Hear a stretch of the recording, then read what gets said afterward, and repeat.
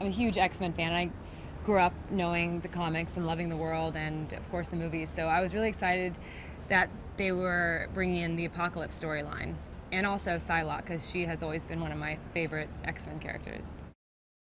You know Psylocke, you know that her storyline is very diverse and layered, and she's a fascinating character. But simply, she is a telepath, telekinetic mutant, and she has this amazing ability to create anything with her mind, which is something that she uses when she creates her sword with her hand. So the thing I've always loved about Psylocke is that, unlike a lot of superheroes and even villains where they don't want to kill, but they will if they have to, Psylocke, I think, has always enjoyed it or has no problem doing it. You know, she can create anything with her mind to stop someone, so she could kill from afar like Storm or Magneto, but she chooses to create a sword with her hand so she can kill up close.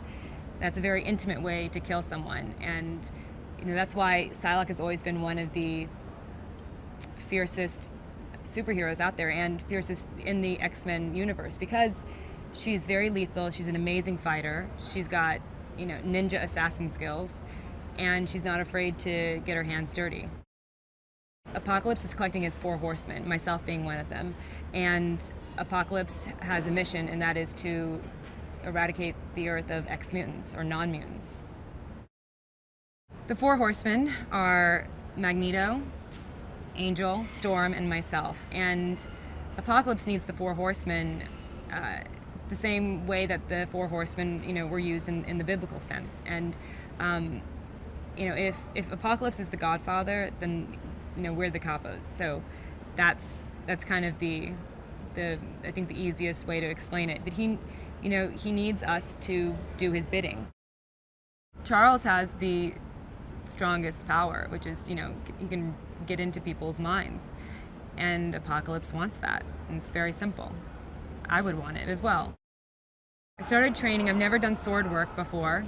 And I started doing all of the sword work and then wire and stunt training, and then going and doing taekwondo and karate and boxing.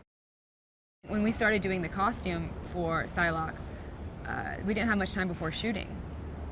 And there was a moment where they said, well, we need to get the look right, which is very important, because when you're doing these costumes, they have to fit you like a glove, and they have to be a second skin. So it takes a lot of fittings, a lot of practice, a lot of people working really hard to make it fit. Now, the latex comes in black, like it's standard black color. So the option to make her a version of purple or blue was on the back burner. It was like, if we have time. And I got on the phone with Brian and I said, Brian, I understand that there's an element of, let's take inspiration from the comics, but also create her in our own way and create. That's what they do for all the costumes. They go, but specifically for Psylocke, I feel like the way she looks is so indicative to who she is, and so iconic in the X-Men universe and people who love that world, that if you're going to create this character, you have to give the people what's in their head.